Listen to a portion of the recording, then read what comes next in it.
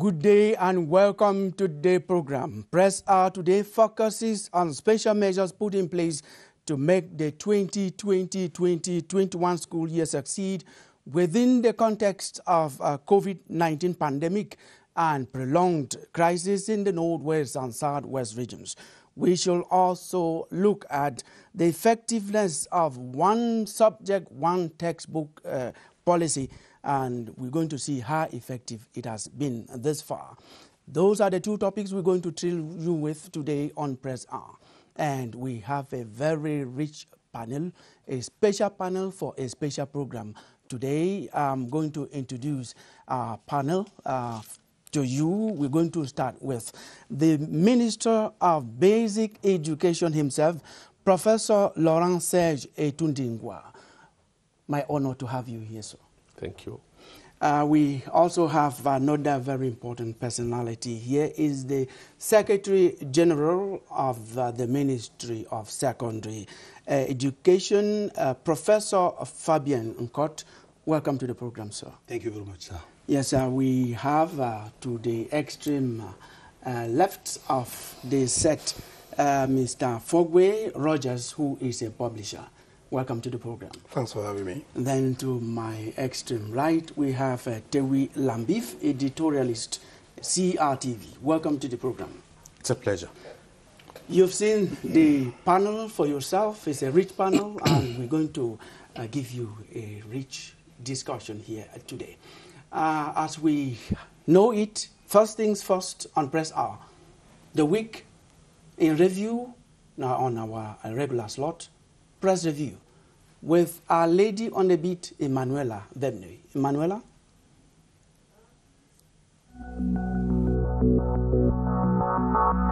Newspaper audience this week had what to rush to the kiosk for. After the failed September 22nd march of MRC, Cameroon Tribune reports that justice is being sought to punish perpetrators as government hints on tough legal action against Camto on the Guardian Post. Then activates plot to dissolve MRC on Newswatch. But Camto's lawyer takes on international offensive against the Biya regime on the horizon when pro-Camto SDF militants accused of tribalism on the Post-Weekender. The CPDM scheme to lord over Cameroonians for generations is exposed on the Post, even as France may deport anti-Biya protesters on the Guardian Post. Preparations for back to school, then a cameo on newspaper columns. Cameroon Tribune presents the final touches and government assures people, students, parents of safety ahead of school resumption on the Post-Weekender. Then communities lead preparation for effective school resumption in Northwest and Southwest on the Guardian Post, which further reports that key diaspora Ambazonian leaders back effective school resumption in the two regions before 4 million textbooks are offered free to primary schools on Cameroon Tribune. With further assurance of an effective school year on Cameroon Tribune, the Post quotes Secondary Education Minister, "We are ready to welcome students," as government announces nationwide distribution of anti-COVID-19 kits to schools on the Guardian Post. The major national dialogue is evaluated 1 year on. Government scores pass mark on the horizon, even as the Sun sees a mixed bag 1 year on as war still rages in the two regions with no content for special status. A special status as an outcome of the major national dialogue, a grave error of appreciation according to Professor Nzengwa, a university done on the horizon. Cameroon Tribune then celebrates the many advances made 1 year on. The Star simply presents achievements, shortcomings, and expectations. Then, Elekam examines files of candidates for regional elections on the Post newspaper as the release of list of candidates is reported on Cameroon Tribune. When SDO in legal scuffle with chiefs over regional elections on the Post, more extrajudicial killings are reported in Bamenda by the Horizon newspaper as bullets cleanse off over half a dozen civilians in Operation Bamenda Clean on the Post-Weekender. The acquisition of 28 billion CFA francs to boost rice and onions production in the country, the tussle for supremacy between Feka Food and the Football League, and the seizure of 350 kilograms of marijuana by elements of the National Gendarmerie in Yaoundé also form stories reported by the papers this week. Let's now end our press review with a story on the Guardian Post, where a soldier in Beto has allegedly stabbed his colleague, 28, to death in a scuffle over a woman. The deceased soldier, element of the Rapid Intervention Battalion B, had reportedly approached and made advances at a lady said to be the ex-girlfriend to his colleague. As he settled for a drink with friends, his colleague attacked and stabbed him. The victim later died on his way to the hospital, and his alleged killer has been arrested, while the whereabouts of the lady in question remain unknown. Until I come your way again, this is your Hour with the Press.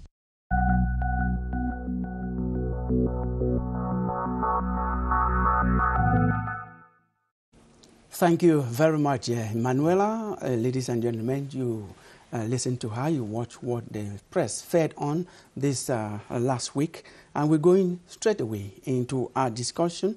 We're going to start with the most recent event that concerns back to school, relating to our topic, the release of the ordinary and advanced level GCE results. I'm going to ask you, Professor Laurence Chitundingwa, Minister of Basic Education, in your capacity as a cabinet member. This time around, the results had no problems, no hiccups in terms of especially those to whom the results are destined. They did not go around haunting newspapers, go around trying to decode what I don't know to get their results. People had their results in their homes calmly. How do you appreciate, first of all, the results and this fact? Thank you very much. We like to say that it's also and always a pleasure when our teachers, our children, our parents are quiet after the exams environment. Compared to the former year, this year everything has been done quietly in terms of the result. Everybody got them because the means to transmit the result were now, I cannot say perfect, but very, very well mastered. So it is a pleasure for parents and for pupils, students themselves to get their result easily. And we think that now we have a very quiet atmosphere, and the operation going back to school will resume in a very, very conducive environment. Thank you very much, Mr. Minister, Secretary General of the Ministry of Secondary Education. What comment do you have concerning the results? Thank you very much for inviting me here. Number one, I would like to express my gratitude to my boss, Minister Nalova Lyonga, that authorized me to come and sit for her here. What I would like to say regarding the GCE this year is that we even noticed that there was more around something like 400 more students that took part to the exams, which is also an indication that some type of normalcy is progressively coming back to the Northwest and the Southwest. Okay. Now, we're going to Tewilambi, your comment on this, the fact that students did not have headache, they did not have toothaches to get their results. Of course, Killian, that can only be commendable. But I want to caution that we shouldn't take it as a celebration of an achievement. I think there is always need for perfection. There is always a process. I don't think we've arrived yet. I don't think we've arrived at a situation where results will be published in conditions that will be satisfactory for everybody. The results may have come, and students and all the stakeholders had access to them as they wish.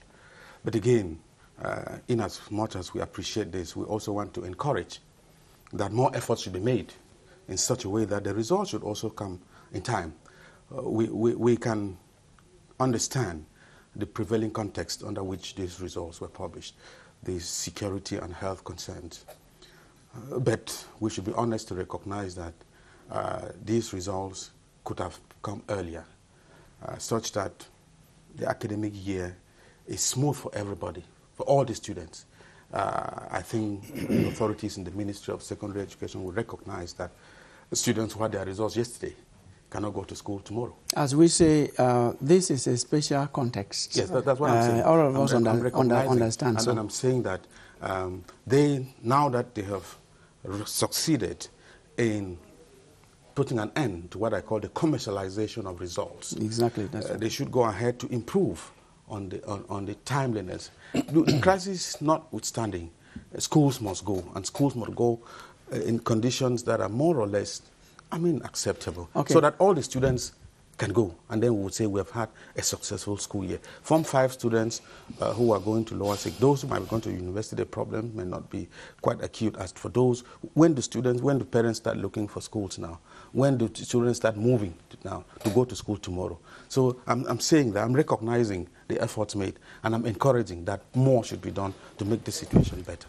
Yes, Rogers for Gray, your comment on this? Well, I speak from the perspective of a parent, and I'll say that my daughter had a GCE yesterday. Congratulations on her. Thank you very much. She got 11 papers with 28 points, and I could see the joy and the relief for getting the results quickly, because the way the results were communicated was really quick, like you say, so it helped somehow. We're in special moments, special measures are taken, so I think that that's quite commendable that the GCE board and the Minister of Secondary Education was able to release the results in the way that parents would get them in time, in a way. And not very much in time, but in this kind of difficult circumstances, you can't expect things to be normal. So anyway, I think children were relieved quicker than having to wait to do the coding and look for the results for another 1 week before losing more time to go to school. So I think parents somehow so far, and children relieved, are set to go to school.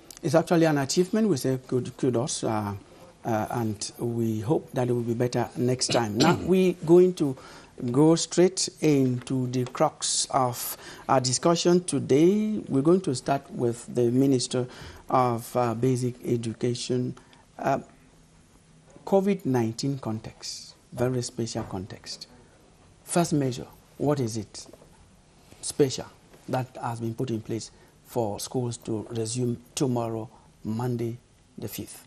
Yeah, we have the barriers measures that every citizen must master.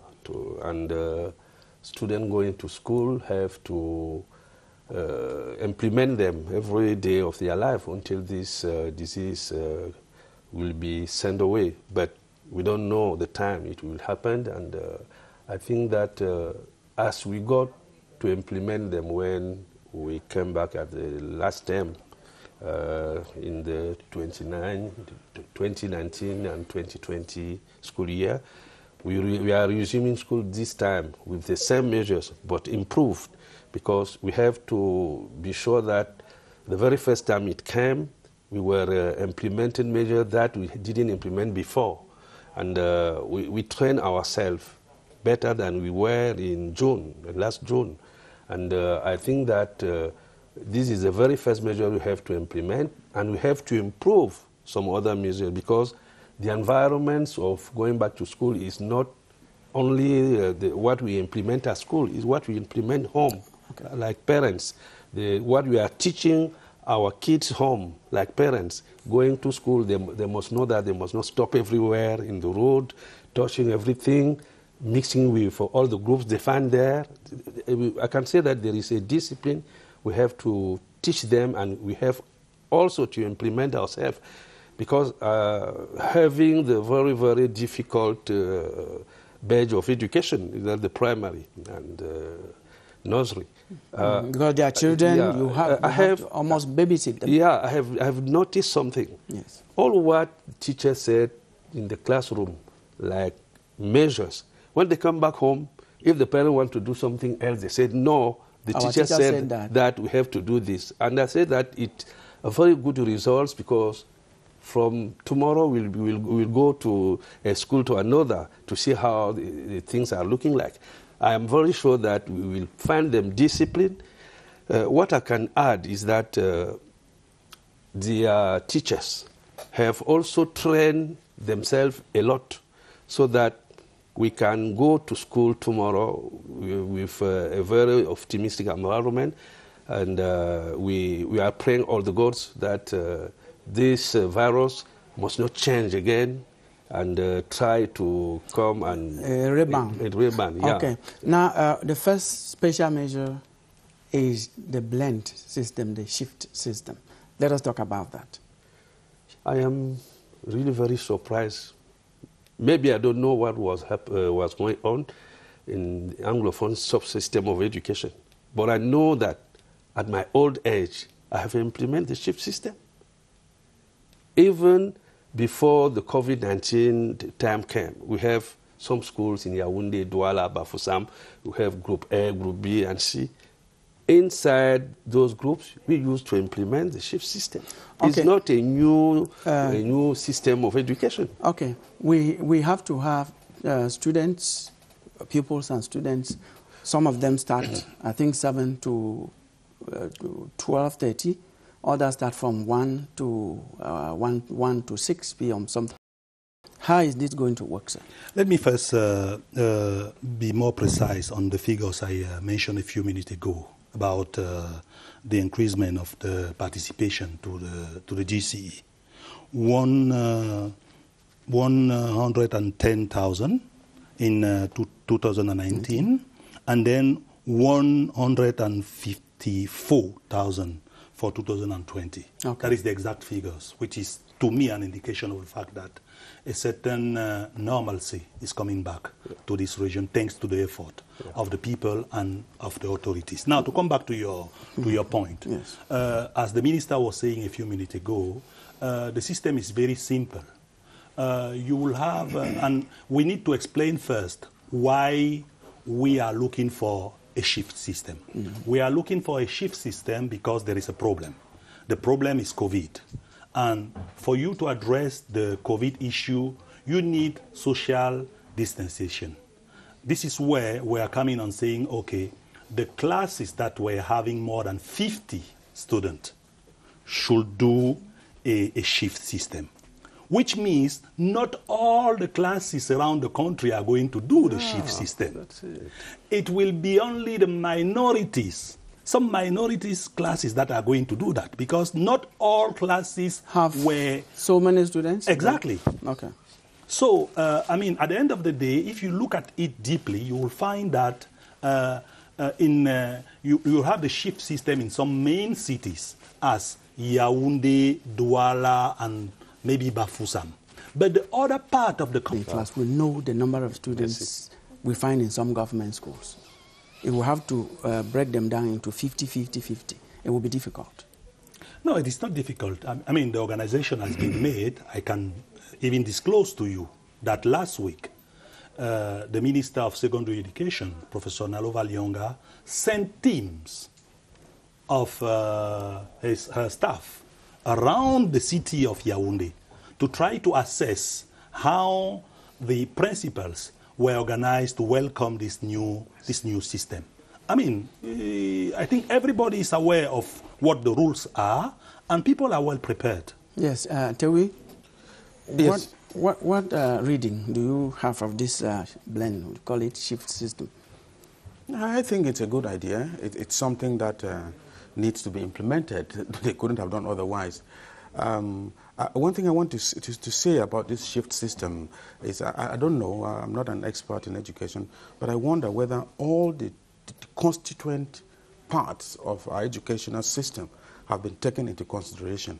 We seem to be focusing on... By constituent parts, what are we talking about? And what I mean is the teachers, the students, the parents. We seem to be talking more about students, 50 in class.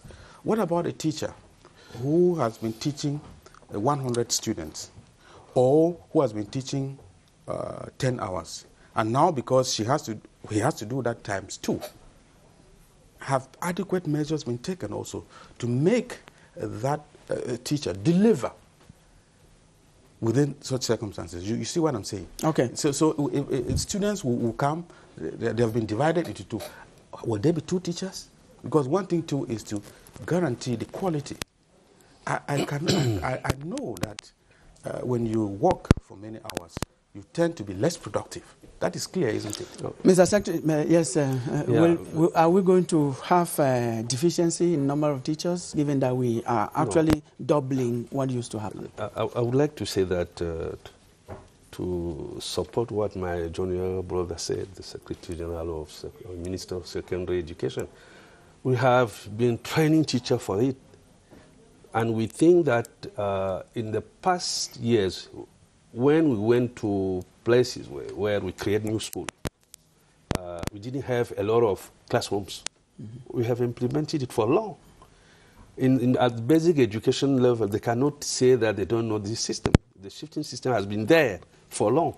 And especially now, I think that we have to emphasize about the number of teachers. Because we have some teachers who are in offices, some newly recruited.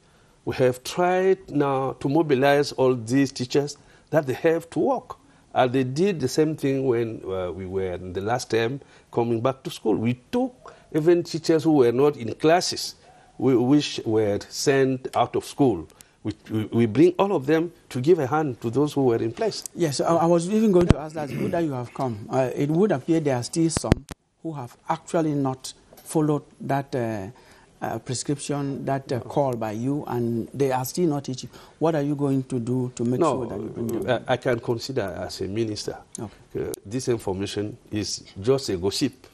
But I know that the education and the instruction we gave, we have at the regional level, at the divisional level, at the subdivisional level, we have authorities there to take care of that measures to be implemented. It's not our measure, it's the measure that the President of the Republic order, and the Prime Minister is working very hard behind. So I think that until now, we didn't get a confirmed information saying that we called for somebody to come back and he said he will not come. He will be punished for that. We should have asked whether you call for everybody, all the teachers whose schools are not functioning now. Yeah, you know, we cannot mix the problem. Okay. You know, in Northwest and Southwest, we have a very special situation. Okay. So there we are working to be sure that the places where they have to come back are safe. Because you cannot tell somebody to go in front of a gun. No. But we are trying to be sure that places are safe. Okay. And secondly, we have got a very huge movement from those places who are called dangerous places to those who are more safe. Okay. This is the reason why we are tackling the issue of overcrowded classes. Okay. If it was not the case, I remember I went to Northwest and Southwest many times before being a minister. The class would have a very good size in terms of students.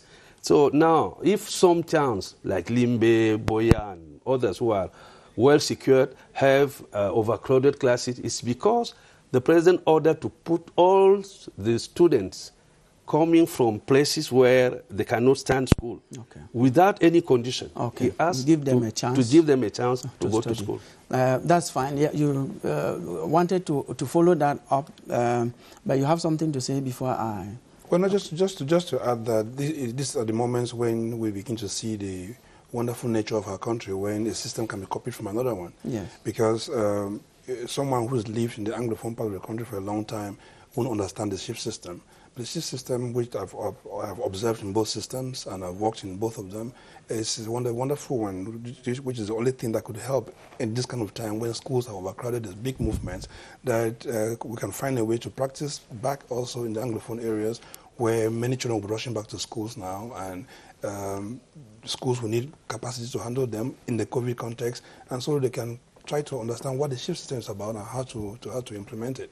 And like the minister was saying, I was just going to add that actually the recruitment has been happening in the basic education ministry, and sometimes when things are hard, like if we watch what was happening in the UK or in the US in this COVID time, you can even call back people who are available from retirement but who are still strong to do some work. So we can deal with difficult situations. Okay, but now we stay within the shift system. It starts from 7, if you confirm, from 7:30 to 12:30. That is the general framework, you know. Then from 7:30 to 12:30, 12:30 to 5:30. Yes, now, they are the same students and pupils who were starting at 7:30 and ending by 3:30. When each day they go from 7:30 one group goes from 7:30 to 12:30. It means the number of hours of learning will be reduced. Okay. Are you going to cover the syllabus? Let me tell you first of all how well organized we are. Since the month of June 2020, when the head of state decided that school should resume, the Minister of Secondary Education has been having weekly a meeting, video conference with all the 10 regional delegates every week to make sure what is happening now will happen. Now let me come back to your question. Syllabus. The syllabus, yes. Now, number one, where there is no challenge of having more than 50 students in the classroom, there is no shift system. That one should be very clear, which means that at the end of the day, you will only have a minority of people going through the shift system. Number two, it has been well arranged in a way that when you people are having are involved in the shift system, you have the distance education that is going to supplement, the normal way of having the lesson. That is exactly what we are going to talk about now. Exactly. Okay, before we go to that, Tewi, you say you have something to say? Yes. Then I'm going to link, he's talked about distance learning, yes, which is part of the new measures put in place. Yes, I just wanted to draw our attention to the fact that we seem to be more preoccupied with the schools that are reopening tomorrow for the new academic year. I think we should not also lose sight of the fact that the previous academic year did not end up well. And that that's the special context we're talking about. That's what I'm saying is that, let me give an example. A student or a people who was in a particular class will need to move forward to the next class, right? And we know that apart from those in examination classes where everything was done for them to complete the syllabus, the others did not. And they're going to move on to the next level. What happens to that? How do you catch up with that? No, I think those are things that we also, in as much as we're looking forward, it's a good thing, but we should also look at where we are coming from. Well, I think for once, the authorities in charge of education in our country should be praised. Because, we're facing a very huge challenge. All the country on earth were facing this challenge. I'm not sure if all the countries on earth were able to complete the school as we did in Cameroon. I think we should learn to also appreciate what our people are doing correctly. I think it was a great challenge to make sure to complete the classes last year, and we were able to make it in our country. You did it and for examination classes. We should be happy, about that. You did it for examination classes. That's good, excellent. You didn't say that. The results are there to show. But I'm talking about those who were not in examination classes. Okay. They too have a right to continue education. I'm not for examination classes. No question. You did it. Thank you very much. You made it. But what about the school system? Is not only about examination classes. Professor, I think that we have what we call the education community, the community of education in general. And when we stop going to school, we got 6 weeks to fulfill the school year. And what we ask at different level, the responsible of education, it was to come out with a typographic system of lessons, and to send them in all the schools. Anyway, at the basic education, this is what we did.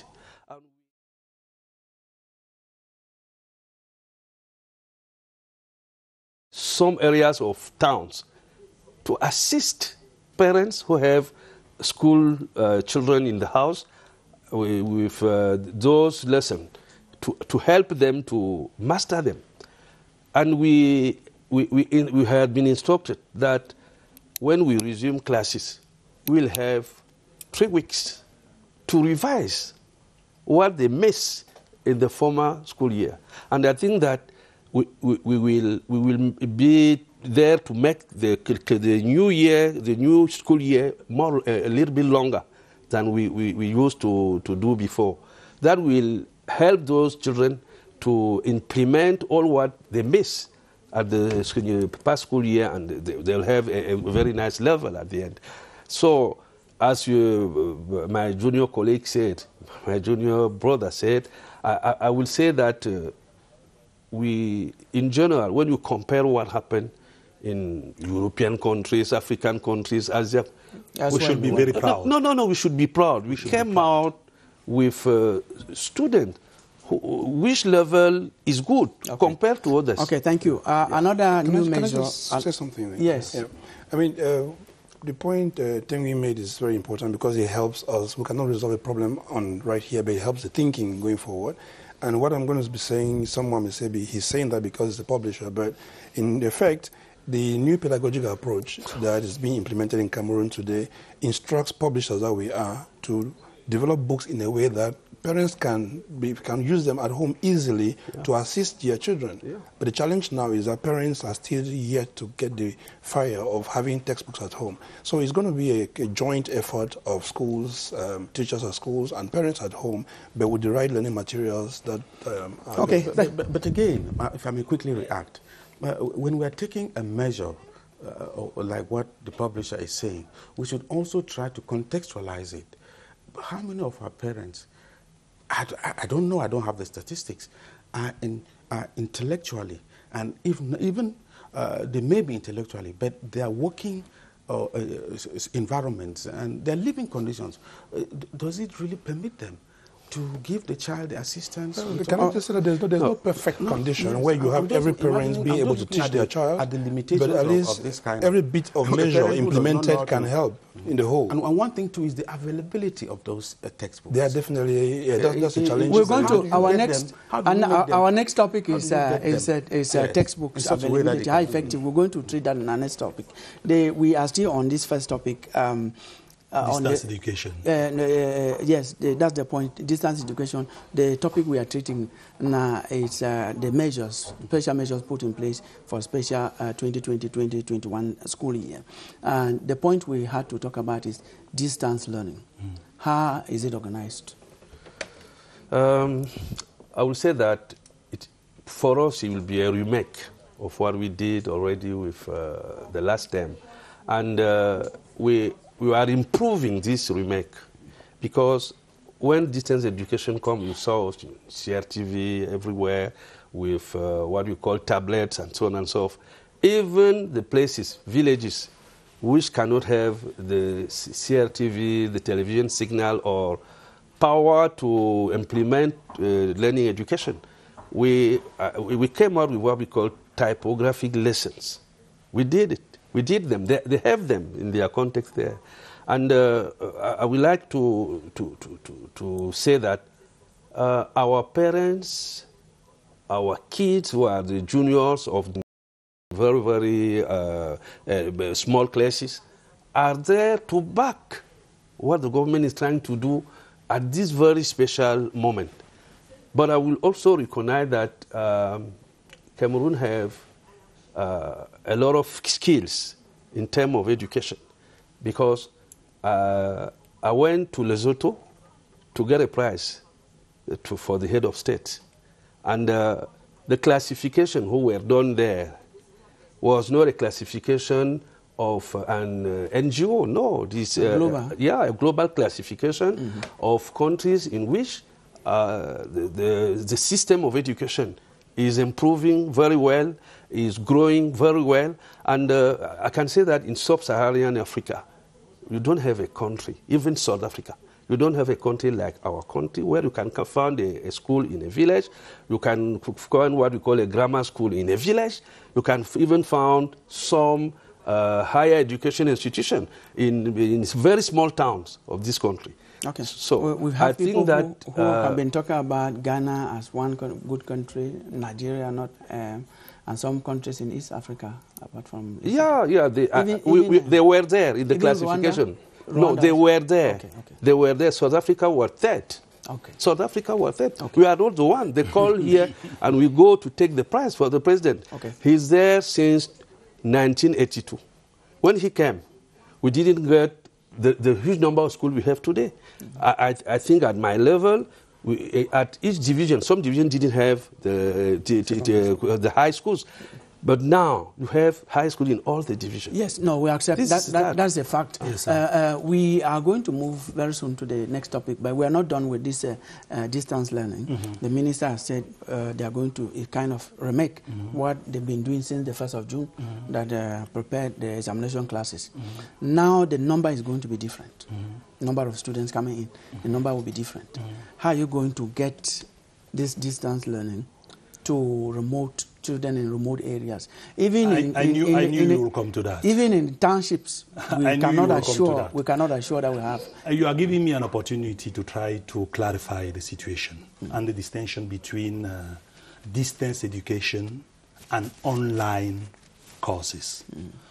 What the Ministry of Secondary Education, Professor Nalova Lyonga, is doing under the leadership of President Biya and the supervision of the Prime Minister, Head of Government, is distance education. Online courses is only one component of distance education. Yeah.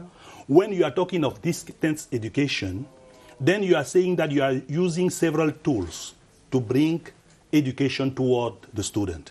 You can use online courses. You can have printed materials that you are distributing to children. You can have compact discs where schools and some materials are recorded. Yeah. You can have these USB keys, that you are distributing to people. So we shouldn't make the confusion between online courses and distance education. Yes. The scope of distance education is more wide than the one of online courses. Online. Thank you for the clarification. Thank you, sir. But staying within that framework, we know that whether it's distance or online, following what you have named, we still have to use this ICT gadgets. Yes. And they need electricity. Yes. In town, like in remote areas. How are you going to make you sure didn't get my point. I mentioned to you that we are going to even print some material that we are going to distribute in remote areas where children are not having the possibility, to get connected to internet.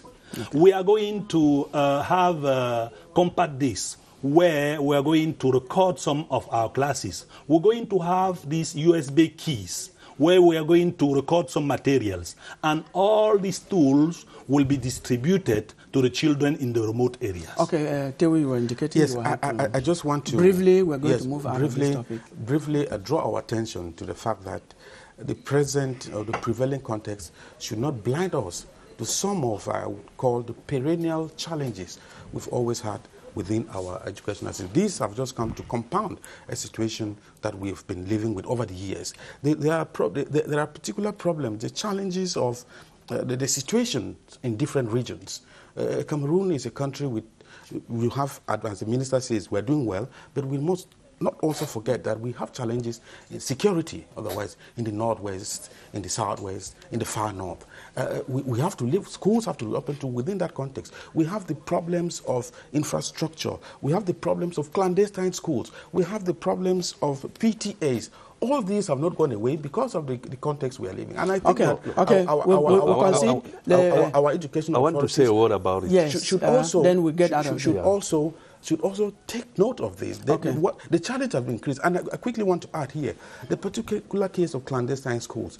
I don't know why authorities will wait for the schools to be created, then they come and close them. Is there no mechanism to even stop them? Okay. I would like these are the things that I think we should not forget. I know we are going to talk about... We got that. The minister is going to close this chapter. No, I would like to say that we don't have a country in the world where you cannot find all these hitches Mr. Senior Journalist has pointed out. But we are really fighting these problems in all the areas. Saying something about what distance education. So, in the last context, we have schools where you don't have electricity. In very far villages, But they've got material, they've got printed material we sent. Okay, thank you very much. We're going to move into our second topic. Our second topic is one subject, one textbook policy. How effective has it been on? Before we discuss that topic, just this breather. Stay on.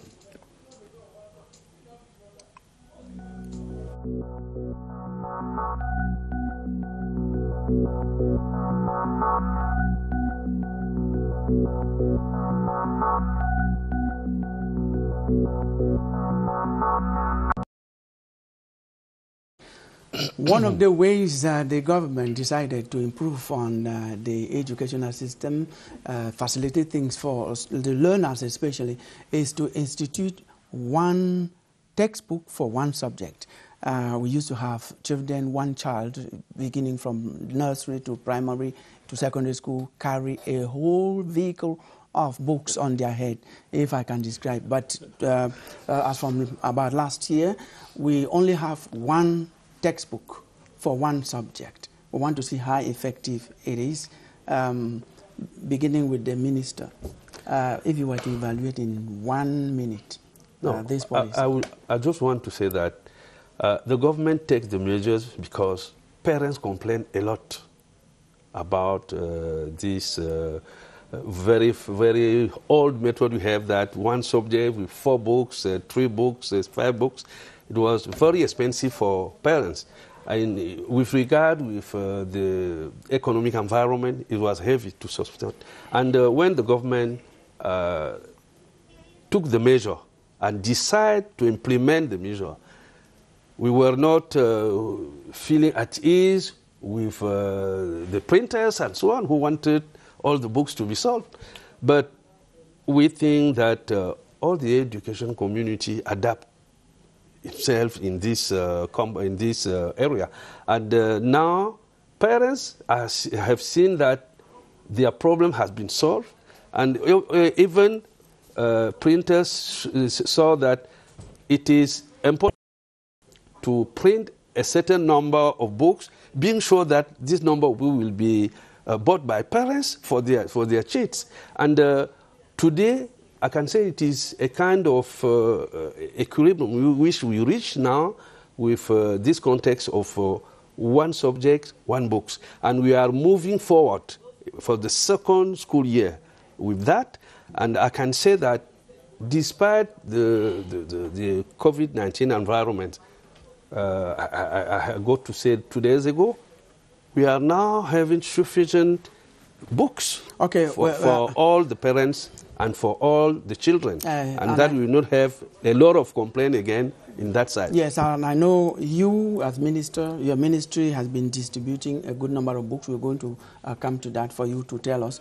I just want to ask you, Mr. Secretary General, some of us have noticed, and I know parents agree with me, with some students, that in some schools, teachers come and start teaching an unprescribed book by government to students, and the students are forced to buy that book. Are you aware of that? And if you are aware, what have you done? No, we are certainly aware that not everybody is complying with the rules and regulation of the country. But this is providing me with the opportunity to explain to you what is the rising concept within the Ministry of Secondary Education now. Now, Professor Nalova Lyonga brought this concept of clean school. What is clean school all about? It's the cleanness at the physical level and the cleanness at the moral level, you know? So our ministry is zero tolerance. If you are aware of this type of situation, you just report to us directly. I can even provide you with the website of our ministry. I don't know, I asked your people to put it on air. Yes, the website, I think I have it, is www.minisec.gov.cm. And now we also have an anti-corruption number where all denunciations are forwarded. The number is 672-030666. So in the framework, within the framework of the Clean School. We have the website and the number on our screen, yes. Within the framework of the Clean School promoted by Professor Nalova Lyonga, the Ministry of Secondary Education, there is a system of zero tolerance. If we have a teacher that is doing what you have just mentioned, we'll sack him. If it is a whole school that is complying with that, we're going to close it. And we trust Professor Nalova Lyonga. She is strict when it comes to ethics. The number again is 672-030-666. Call, report any teacher, any school that is not respecting the one subject, one textbook policy that started last year. We're going to go to somebody whose specialty is publishing. Rogers. Yes. Fogwe, have you been faring? There has been a lot of complaints amongst you. People who are forcing this textbook back are those who thought that everybody should have at least one book instead of going for quality. Well, the one book, one subject, one textbook policy, initially, just like every policy, when you're introducing in a country, people show up with resistance. At the time, I was still championing the Publishers Association of Cameroon, and I tried to explain, after meetings with the Book Commission, to say exactly that it was better to have a book and work on economies of scale that will make bring an integrated solution to every person. Meaning, like the minister was saying, if a publisher had even just 2 books approved or 5 books approved, and he alone is in that domain, and he has to print a lot more of the books to sell over a longer period, then his production cost comes down, the book is cheaper, and parents can afford more. You have not talked about quality. Oh yeah, but you don't get approved for that good quality. Okay. Yeah, so that's what the approval. Yes, quality is part of the approval criteria. So the challenge in the beginning was the fact that when you're doing a transit, then there are eggs you need to break to make the omelette, because there were old stocks of previous books. But people just got to realize that you can't make a change without, stepping on some eggshells.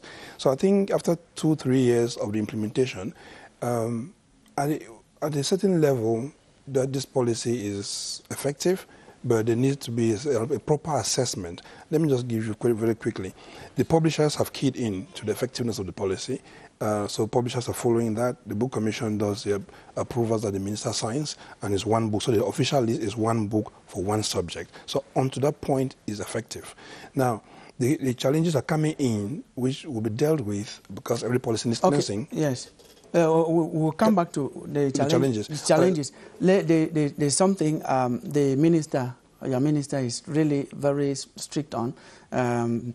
She is saying that, she said it in one of our interviews, official and unofficial, that having one textbook for one subject does not prevent a teacher from doing research using some other books. That teacher has to bring that knowledge to the classroom instead of bringing a textbook. I think that a teacher cannot just base his teaching process on one book. When you go to higher training school, they are using many books. The measures, one textbook, one subject was concerning our children, they relate to their teachers, because parents were overloaded of buying a very huge number of books for the same subject. Okay. But when you are a teacher, you are supposed to get an experience from where it comes.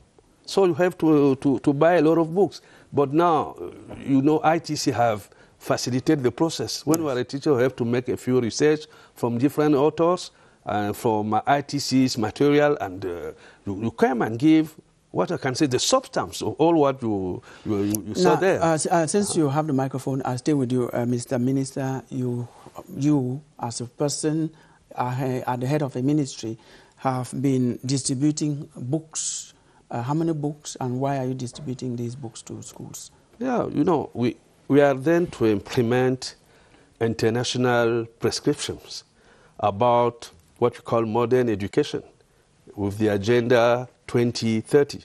You know that. And in this agenda, we have a disposal who want us to practice inclusive education. And in this regard, we came out with the concept of free education. But the interpretation which is always done by the community is that free education means that you don't have to give anything. Okay. It's not correct. That's because we have partners in education. We have parents, we have the government, we have all international partners of education. It is our duty to implement this free education. Okay. And we think that globally, giving books, it is what the government must do. Yes, and I got some notes from what you've done so far. 13,000 primary schools are concerned. 4 million textbooks also are out to be distributed. Yeah, next Tuesday. Okay, we have 7.5 billion CFA francs that is going to cost this. And involves public and private schools with 8,000 nursery and primary schools. Do you confirm these figures? It's correct. Okay, you were talking about these challenges of textbooks. We're going to get the challenges. Yes, I was saying that for the policy to have its real impact in the end, it has to be effective at all levels. So at the level of an official book list being signed by the minister is effective. Now, its implementation in the field is one of the areas of challenges we're talking about, like the Secretary General was talking here, or you raised, where some schools are trying to use books that are not approved. And I remember in 2018, the two ministries, at the time he wasn't the one yet, but his colleague, and sorry, his predecessor and the minister, they signed a circular to say to asking the decentralized services of their ministries to make sure they're doing inspection in schools. You know, so if this is happening, we will not have a lot of problems about that. That's right. Briefly, we're going to. Can I beg? Yes. Yeah. No. Please go ahead. I know you're not begging. I know that I'm not a publisher. Go ahead. But at least I observe. Yes, please. And I observe. So I'm not. Please go ahead. So quickly, I just want to say this issue of books. I know we should not forget that this is a business. Yeah. This is a business. This is an activity where people come in to make money. And we know that wherever people want to make money, it is not clean, not always clean, because you do everything to make money. But I just want to say that the authorities in the ministries and the publishers should know that in matters of education, as a public service, as an essential factor in the development of any country, they must lay emphasis that let the business part of it be at least moderate, reduced. Because the concern of publishers is to make money. You can always say that. Okay, we have time to be able to educate people on this. We don't make assertions that are I want to say destructive. something. We have to be careful. I don't want them to exchange. I want to say something. All those problems has been issued long ago. And in the past time, the problem of books were handled by a different ministry, separately. And because of those really trade atmosphere that happened, that some of teachers were also authors, were working with some printers and so on and so forth, the president said the prime minister must handle the issue. This is the reason why they issued the National Commission of Textbooks. And I think that... that's clear. We are going to receive Bruno, who has reactions from our viewers. They've been following this program live on CRTV web Facebook with reactions. Bruno, welcome to the program. Thanks for having me, Killian. Yes, what are the reactions that we have? On Facebook, as the program is streaming live in Bonnewa, Brian says, one subject, one textbook, wonderful initiative. But the golden question is, where are the pupils and students to exploit them? Majority of classrooms in the far north, littoral, southwest, northwest are ramshackled, and we are resuming schools in a few hours. I asked myself whether there is an infrastructural policy for the rehabilitation of educational facilities.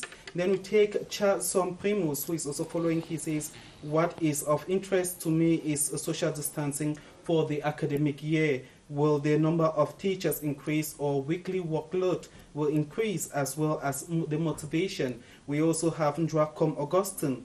Good ideas from the Ministries of Education. The big question is to the ministers need to answer is, what about the innocent kids in the Northwest and Southwest regions who have not seen the four walls of the classroom for the past 4 years? We have Jires Zé, who says the Ministry of Secondary Education talked about e-library. The question is, what about the guarantees that students will return the gadgets in good state? Yes, please, Bruno. Last one, GT. Yes. How prepared is the Minister of Secondary Education for school resumption? No appointments for vacant posts, especially principals. No transfers of teachers. She should be reminded that these teachers and school administrators are also parents. When they find admission for their kids, where they are, that's where they're going to be based, and it's going to be difficult to move families. Thank you very much, Bruno. Thanks for having me, Killian. Yes, you're welcome. I don't have to ask the minister because he has heard. He's right here on set, and he has heard some of those worries from our viewers who wrote to us in the course of this program. It's just time for us to round off. Beginning with you, Tewi. It was a nice time having you once again on this program. It's a pleasure, and I just hope that our different stakeholders will all take into consideration the peculiarity of this textbook. One subject can be taken out of here for more assessment with some of the stakeholders. Secretary General in the Ministry of Security.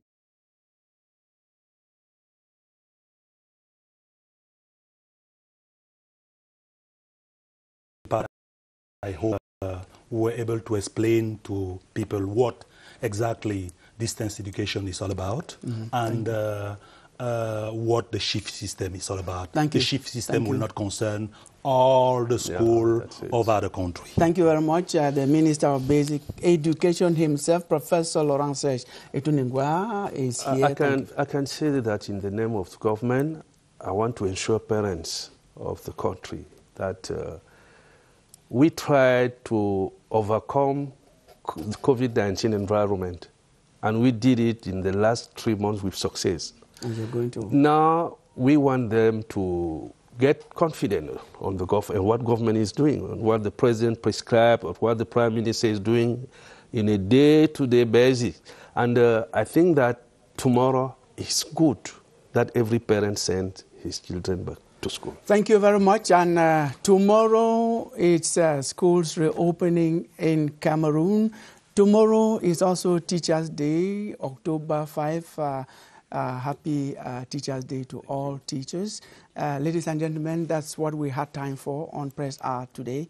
If you didn't watch it live, we stream it again on CRTV Facebook, CRTV Web Facebook. And if you miss out on the program today, you can watch a rebroadcast Monday by 3 p.m. Thanks for your attention. Have a nice day.